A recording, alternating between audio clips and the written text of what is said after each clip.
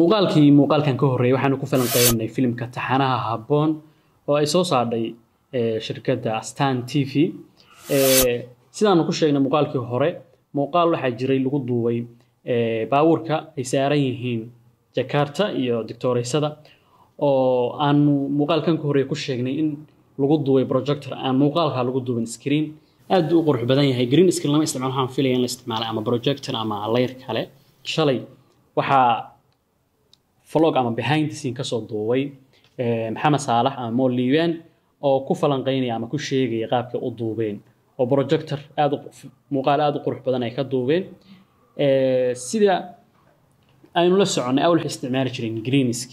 green screen ka marka caqabad badan buu leeyahay oo dhanka lighting ka hadda lighting kugu filan aad haysan uu dib badan yahay dhanka edit ka markay noqoto laakiin farsamadan baa waxay noqotay farsamo aad u cajiib ay isticmaaleen dhalinyaradu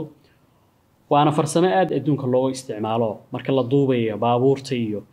siinanka oo dhanba waxaa la isticmaalaa studio lagu diyaariyay projectoro aad u waaweyn farsamo aad u cajiib ay dhalinyaradu isticmaalaan oo mudan in lagu sii dhiirigeliyo dhanka kale guud ahaan filimka habboon oo aanu muuqaalkan ka hor ku falanqeynay guud ahaan uu soo gabagaboobay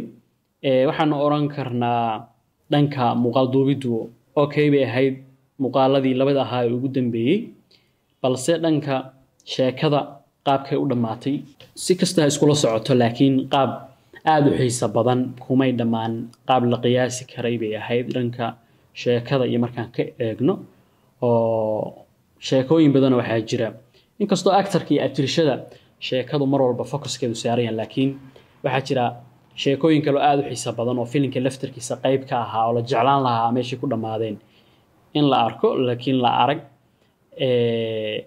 halka lagu dhameynayay filimka actorka filimka oo ahaa Cabdiweli iyo actrishada cunug dhalay oo wiilkii ducaale loo bixiyay waxa ka qurux badnaan lahayd qiyaastayda in lagu dhameeyo kulan weyn oo dadka teamka qayb family oo dhan family ducaale oo wada jooga Easter iyo xirsina ay ka soo muuqdaan oo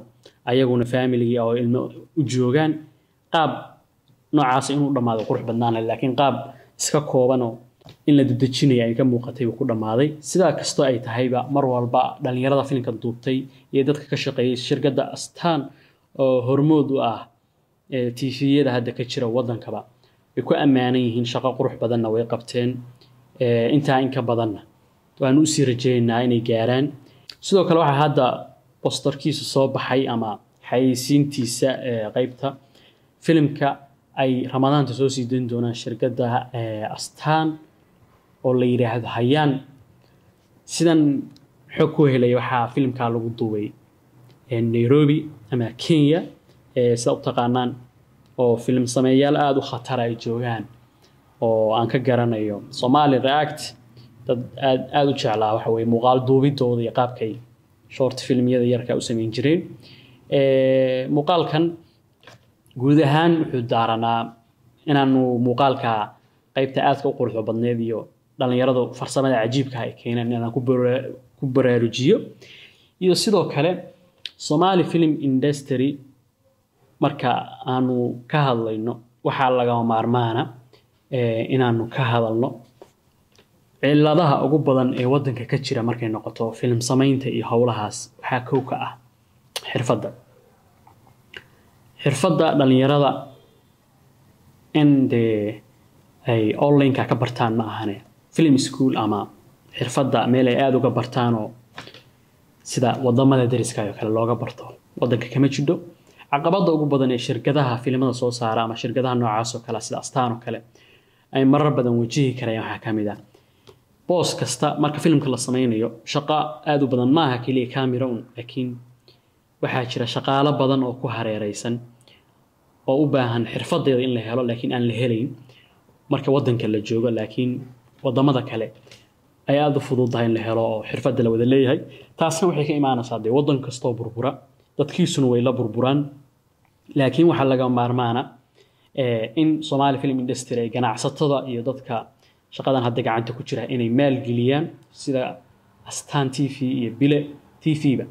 inay furaan film school lagu barto xirfadan qaybteeda waliba jiliinka iyo wax soo saarkaba oo ay soo saaraan shaqaalaha tobanaanka sano soo socda shirkadooda bili lahaa inay soo saaraan iyo ganacsato Soomaaliyeed marka film industry la joogo geerka qalabka wax lagu duubo qof dhalinyaro inuu garto aad u adag tahay waa qaali kaamirooyinka filimada lagu duubo filmkan hadda arday oo kale kaamirooyinka lagu duubayo iyo filmkan hadda laftirkiisa kaamirooyinka lagu duubay aad u kala duwan kaamirooyinka lagu duubayo filimada waaweyn lacagtoodu aad bay u badan tahay budgetkoodu laakiin markii ganacsatadu intay maal gashtaan dhinacaas oo kaamirooyinka gireeyaan dhalinyaradu way kireysan karayaan iyo shirkadaha filimada soo saari doona insha Allah mustaqbalka oo kale way u fududaanaysaa inay kireystaan 50,000 60,000 70,000 40,000 kaamirooyina baa filimada lagu sameeyaa iyo 200,000 budgetku waxay ku xiran tahay kambaniga laakiin in la maal gashto sida jaamacadaha wadanka loo maal gashto kale in film iskuullada kale loo maalgeliyo oo dhalinyarada xirfadan la baro qalabkii loo keeno oo waxa weeye business badan adduunka lacag badan kumanaana laga sameeyaa Soomaaliyana waxa weeye umadaydu waa oral society oo waxa loo baahan yahay sheekooyinka inay content fiican oo maaweela helaan aad u jecel marka waa business furan oo hadda u baahan maalgashi xoogan sidoo kale waxa ayaduna qayb ka ah oo ka maqan hadda sheekada markaan ka hadlayna hadda kale in la helo film qoraayaal ama dad sheekooyinka qoro oo aad xirfadooda u sareyso ayaguna arintaas